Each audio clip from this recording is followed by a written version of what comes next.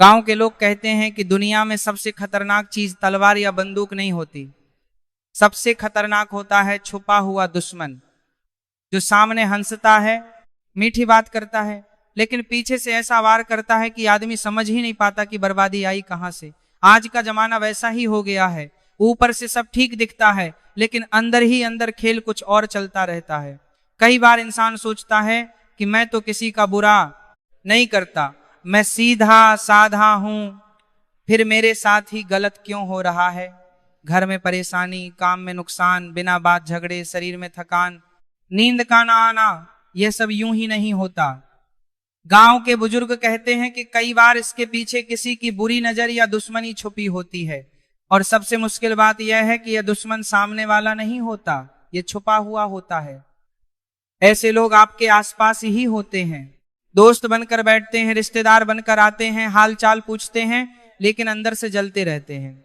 उन्हें अच्छा नहीं लगता कि आप आगे बढ़ो, आपका घर खुश रहे, आपका काम चले, और फिर धीरे धीरे वह ऐसे काम करते हैं कि आदमी की जिंदगी उलझती चली जाती है। गांव में एक बात बहुत कही जाती है, दूध में भी अगर जहर मिला हो तो वह दिखता नहीं लेकिन असर जरूर करता है। बस ठीक वैसे ही ये छुपे हुए दुश्मन होते हैं, इनका असर धीरे धीरे दिखता है और जब तक इंसान समझ पाता है तब तक बहुत नुकसान हो चुका होता है। अब सवाल यह उठता है कि ऐसे समय में क्या किया जाए। क्या हर किसी पर शक करें? क्या हर किसी से दूर भाग जाए? नहीं, ऐसा करना भी सही नहीं है, लेकिन अपने बचाव का तरीका जरूर होना चाहिए। जैसे खेत में किसान बीज बोने से पहले उसकी रखवाली का इंतजाम करता है, वैसे ही इंसान को भी अपनी जिंदगी की रखवाली करनी चाहिए। गांव के पुराने लोग एक छोटा सा उपाय बताते हैं। यह कोई बड़ा तंत्र मंत्र नहीं है, ना ही इसमें ज्यादा खर्चा है, यह एक सीधा साधा तरीका है, लेकिन इसे सही तरीके से किया जाए तो इसका असर धीरे धीरे दिखने लगता है। इसमें सबसे खास बात यह है कि इसे कोई भी कर सकता है, चाहे औरत हो या मर्द, जवान हो या बूढ़ा। यह उपाय रात के समय किया जाता है। रात का समय इसलिए चुना जाता है क्योंकि उस समय चारों तरफ शांति होती है, हवा भी धीरे चलती है, आवाज कम होती है और मन भी थोड़ा शांत रहता है। जब मन शांत होता है तब इंसान जो भी करता है उसका असर ज्यादा होता है। अब इसमें एक छोटी सी चीज काम में ली जाती है, सूखी लाल मिर्च। वही लाल मिर्च जो घर में सब्जी बनाने में काम आती है, देखने में साधारण लगती है, लेकिन गांव के लोग कहते हैं कि इसमें तेज होती है, आग होती है। यही तेज जब सही तरीके से इस्तेमाल किया जाता है तो यह नकारात्मक चीजों को दूर करने में मदद करती है। जब इंसान बहुत ज्यादा परेशान हो जाता है, जब उसे लगता है कि कोई बार बार उसे नीचे खींच रहा है, तब वो ऐसे ही छोटे छोटे उपायों की तरफ जाता है। यह उपाय उसे हिम्मत देते हैं, भरोसा देते हैं कि वह अकेला नहीं है और वह अपनी परेशानी से बाहर निकल सकता है। इस उपाय में सबसे जरूरी बात यह नहीं है कि आप क्या कर रहे हैं, बल्कि यह है कि आप किस भावना से कर रहे हैं। अगर मन में डर है, घबराहट है तो असर कम होगा, लेकिन अगर मन में यह विश्वास है कि मैं अपने आप को बचा रहा हूं, अपने घर को सुरक्षित कर रहा हूं, तो वही विश्वास धीरे धीरे ताकत बन जाता है। कई लोग कहते हैं कि क्या सच में इससे कुछ होता है, तो इसका जवाब सीधा है। अगर इंसान का मन मजबूत हो जाए, उसका डर कम हो जाए, तो आधी समस्या वहीं खत्म हो जाती है। और जब डर खत्म होता है तब सामने वाला भी कमजोर पड़ने लगता है। यही कारण है कि पुराने समय से लोग ऐसे छोटे छोटे उपाय करते आए हैं। ये सिर्फ कोई जादू नहीं है, ये एक तरह से अपने मन को मजबूत करने का तरीका भी है। जब इंसान खुद को संभाल लेता है तो बाहर की दुनिया भी धीरे धीरे बदलने लगती है। अब आगे इस उपाय में क्या करना है, कैसे करना है, यह सब धीरे धीरे समझ में आता है जब इंसान पूरे ध्यान से इसे करता है। इसमें जल्दबाजी नहीं करनी होती, इसमें दिखावा नहीं करना होता। ये काम चुपचाप अकेले में किया जाता है ताकि कोई बीच में टोक ना दे और ध्यान ना भटके। गांव के लोग कहते हैं जिस काम को चुपचाप किया जाए उसका असर गहरा होता है, इसलिए इस उपाय को भी शांति से बिना किसी को बताए करना चाहिए। ना किसी से चर्चा, ना किसी को दिखावा, बस अपने मन में भरोसा रखकर इसे करना होता है। जब इंसान यह सब समझ लेता है तब वो धीरे धीरे अपनी परेशानी से बाहर निकलने का रास्ता ढूंढ लेता है। दुश्मन चाहे सामने हो या छुपा हुआ, उसकी ताकत उतनी ही होती है जितना हम उसे अपने मन में जगह देते हैं। जैसे ही हम अपने मन को मजबूत कर लेते हैं, वैसे ही उसकी ताकत कम होने लगती है। जब इंसान पहली बार इस तरह के उपाय के बारे में सुनता है तो उसके मन में थोड़ा डर भी होता है और थोड़ा संदेह भी। वह सोचता है कि क्या सच में इतना छोटा सा काम मेरी इतनी बड़ी परेशानी को दूर कर सकता है। लेकिन गांव के बुजुर्ग हमेशा एक बात कहते हैं, छोटा सा बीज ही बड़ा पेड़ बनता है।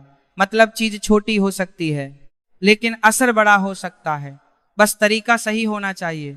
अब धीरे धीरे समझो कि यह काम करना कैसे है। सबसे पहले इंसान को अपने मन को शांत करना होता है। अगर मन ही इधर उधर भागता रहेगा तो कोई भी काम पूरा असर नहीं दिखाएगा। इसलिए जब रात हो है तो ये इन शांत करना हो है। इसलिए जब रात हो है, काम जाए, चारों तरफ शांति हो जाए, तब आपको एक ऐसी जगह बैठना है जहां कोई आपको टोकने वाला ना हो। घर का कोई कोना, कोई कमरा या छत जहां आपको सुकून मिले। बैठते समय यह ध्यान रखना है कि आप आराम से बैठे, जल्दीबाजी में नहीं। जैसे गांव में लोग चूल्हा जलाने से पहले लकड़ी को ठीक से जमाते हैं, वैसे ही आपको अपने मन को पहले जमाना है। 2-3 गहरी सांस लें, धीरे धीरे छोड़ें ताकि अंदर का घबराहट और डर थोड़ा कम हो जाए। अब जो चीजें आपको चाहिए वो बहुत साधारण है। 2 सूखी लाल मिर्च, एक काला पेन या कोई भी ऐसा साधन जिससे आप लिख सके, और एक मौली का धागा जिसे कलावा भी कहते हैं। ये सब चीजें घर में आसानी से मिल जाती है, इसमें कोई खास या महंगी चीज नहीं है। अब जब आप ये सारी चीजें अपने सामने रख लेते हैं तो उन्हें ऐसे ही नहीं छूना है। पहले मन में एक बात ठाननी है कि मैं यह काम अपने बचाव के लिए कर रहा हूँ, अपने घर की शांति के लिए कर रहा हूँ। जब यह भावना मन में साफ हो जाती है तभी आगे का काम शुरू करना चाहिए। अब आप दोनों लाल मिर्च को अपने हाथ में लें, ध्यान से देखें। ये वही मिर्च है जो रोज खाना बनाने में इस्तेमाल होती है, लेकिन आज इसका काम थोड़ा अलग है। आज यह सिर्फ खाने की चीज नहीं है बल्कि एक प्रतीक बन रही है, आपकी परेशानी का, आपके दुश्मनों का, आपकी चिंता का। अब आपको काले रंग के पेन से उन मिर्च पर लिखना है। अगर आपको साफ साफ पता है कि कौन आपको परेशान कर रहा है तो उसका नाम लिख सकते हैं।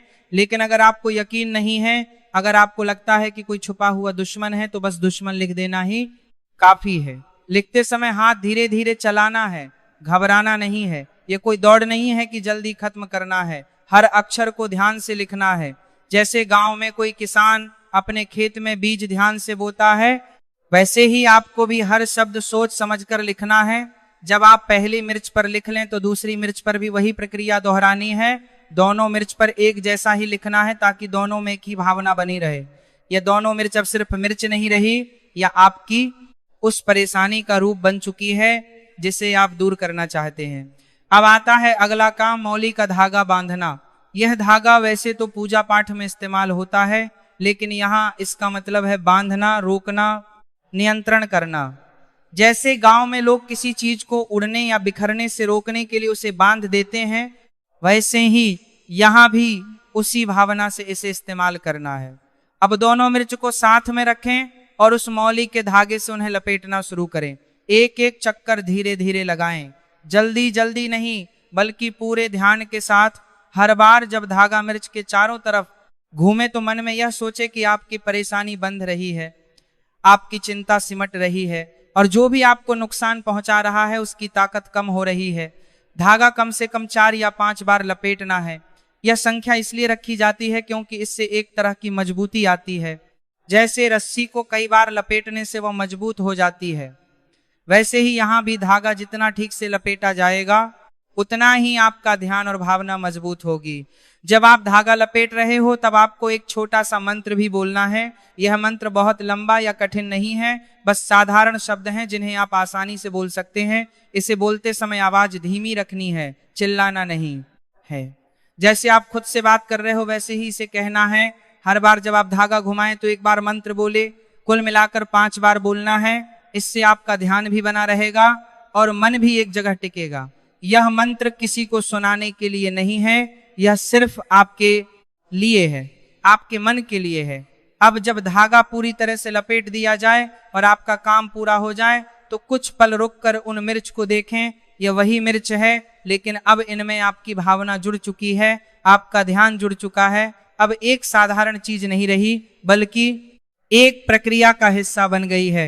इसके बाद आखिरी काम करना होता है उसे अग्नि को सौंपना। आग को गांव में हमेशा से शुद्ध करने वाला माना गया है। जो चीज आग में जाती है वो अपना पुराना रूप छोड़ देती है और खत्म हो जाती है। इसीलिए अब इन मिर्च को जलाना होता है। जलाते समय डरना नहीं है, यह कोई खतरनाक काम नहीं है, बस सावधानी रखनी है। आप कपूर की मदद से इसे जला सकते हैं या किसी और तरीके से भी जला सकते हैं। जैसे ही मिर्च जलती है वैसे ही यह मानकर चलना है कि आपकी परेशानी भी धीरे धीरे खत्म हो रही है। जब पूरी तरह जल जाए और राख बन जाए तो उसे पानी में बहा देना है। पानी में बहाना मतलब उसे पूरी तरह से छोड़ देना। जैसे नदी में कुछ डालने के बाद वो वापस नहीं आता, वैसे ही आपकी परेशानी भी वापस ना आए, यही भावना रखनी है। इस पूरे काम में सबसे जरूरी बात यही है कि आप इसे पूरे ध्यान और विश्वास के साथ करें।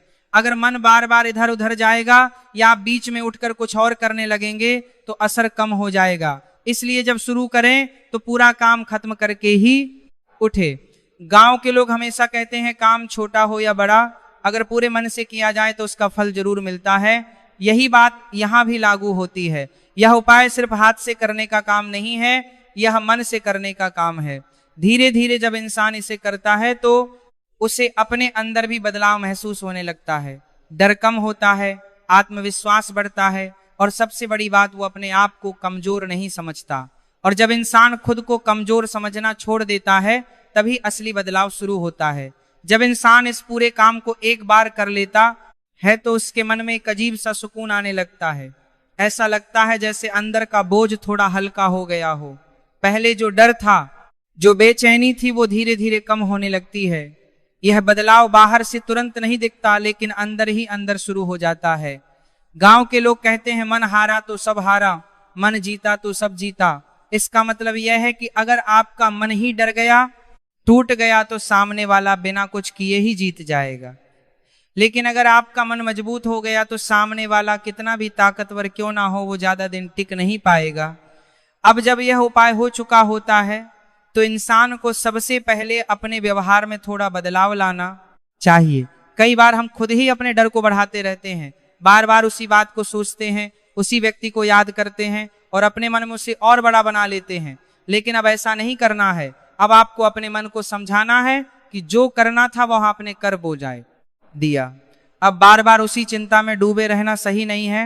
जैसे खेत में बीज बोने के बाद किसान हर घंटे जाकर उसे खोद कर नहीं देखता कि अंकुर निकला या नहीं, वैसे ही यहाँ भी धैर्य रखना जरूरी है। धीरे धीरे आप देखेंगे कि आपके आसपास का माहौल थोड़ा बदलने लगा है। जो लोग पहले बिना वजह आपको परेशान करते थे वह कम बोलने लगेंगे, जो बार बार टोकते थे वह दूर रहने लगेंगे और सबसे खास बात, आप खुद को पहले से ज्यादा मजबूत महसूस करेंगे। कई बार ऐसा भी होता है कि सामने वाला इंसान अचानक अपना व्यवहार बदल देता है। जो पहले आंख दिखाता था वह अब नजरें चुराने लगता है।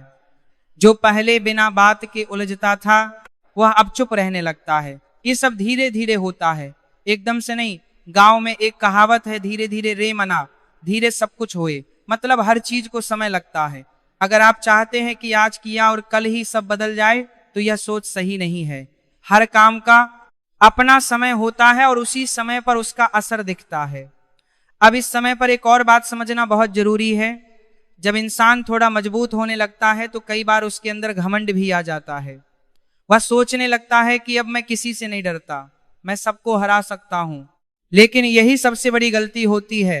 आपको ये याद रखना है कि यह उपाय किसी को नुकसान पहुंचाने के लिए नहीं है, बल्कि अपने आप को बचाने के लिए है। अगर आप इसे गलत भावना से करेंगे, किसी को जानबूझकर नुकसान पहुंचाने की सोच रखेंगे, तो इसका असर उल्टा भी पड़ सकता है। गांव के बुजुर्ग हमेशा समझाते हैं, जैसा बोओगे वैसा काटोगे। अगर मन में साफ नीयत है तो परिणाम भी अच्छा होगा, लेकिन अगर मन में बुराई है तो उसका असर भी वैसा ही होगा। इसलिए हमेशा अपनी नीयत साफ रखनी है। अब कई लोगों के मन में यह सवाल आता है कि क्या यह उपाय एक बार करना काफी है या बार बार करना चाहिए? इसका जवाब यह है कि अगर आपकी परेशानी बहुत ज्यादा है, अगर आपको लगता है कि सामने वाला बार बार आपको परेशान कर रहा है, तो इसे कुछ दिनों तक दोहराया जा सकता है। जैसे अगर आप किसी खास दिन को चुनते हैं, मान लो शनिवार या मंगलवार, तो उस दिन लगातार कुछ हफ्तों तक इसे कर सकते हैं। इससे आपका ध्यान भी बना रहेगा और आपका मन भी मजबूत होता जाएगा। लेकिन ध्यान रखने वाली बात यह है कि इसे आदत नहीं बनाना है। हर छोटी छोटी बात पर इसे करने लगेंगे तो इसका महत्व कम हो जाएगा। इसे तभी करना है जब आपको सच में जरूरत महसूस हो, जब आपको लगे कि अब कुछ करना जरूरी है। अब एक और जरूरी बात, इस उपाय को करने के बाद आपको किसी से इस बारे में ज्यादा चर्चा नहीं करनी है। गांव में लोग कहते हैं जो काम चुपचाप किया जाए वही सच्चा काम होता है। अगर आप हर किसी को बताने लगेंगे कि आपने क्या किया, कैसे किया, तो उसका असर कम हो सकता है। इसलिए इसे अपने तक ही सीमित रखें। ये कोई दिखाने की चीज नहीं है, ये अपने मन और अपने जीवन को संभालने का तरीका है। जितना इसे शांत और सादगी से करेंगे उतना ही इसका असर गहरा होगा। धीरे धीरे आप महसूस करेंगे कि आपके अंदर एक अलग ही हिम्मत आ गई है। पहले जो बात आपको डराती थी अब उतनी डरावनी नहीं लगती। पहले जो इंसान आपको भारी लगता था अब उतना असर नहीं डाल पाता। और यही असली बदलाव है। असली जीत यही है कि आप खुद को कमजोर समझना छोड़ दें। जब इंसान खुद को संभाल लेता है तो बाहर की दुनिया अपने आप संभलने लगती है। अब इस पूरी प्रक्रिया के बाद सबसे जरूरी चीज है धैर्य और विश्वास। बिना इनके कोई भी काम पूरा नहीं होता। अगर आप हर रोज यह सोचते रहेंगे कि कुछ हुआ या नहीं, तो आप खुद ही अपने मन को उलझा देंगे। इसलिए जो किया है उसे छोड़ दें, आगे बढ़े, अपने काम में ध्यान लगाएं। घर, परिवार, काम, इन सब पर ध्यान दें। जितना आप अपने जीवन को सही दिशा में ले जाएंगे उतना ही नकारात्मक चीजें अपने आप दूर होती जाएंगी। गांव के लोग एक और बात कहते हैं, जहां उजाला होता है वहां अंधेरा अपने आप भाग जाता है। मतलब अगर आप अपने जीवन में अच्छाई, मेहनत और सच्चाई लाते हैं तो बुरी चीजें अपने आप कम होने लगती है। यही सोच रखनी है, यही रास्ता अपनाना है। धीरे धीरे, बिना घबराहट के, बिना जल्दबाजी के, बस अपने मन को मजबूत रखते हुए आगे बढ़ते रहना।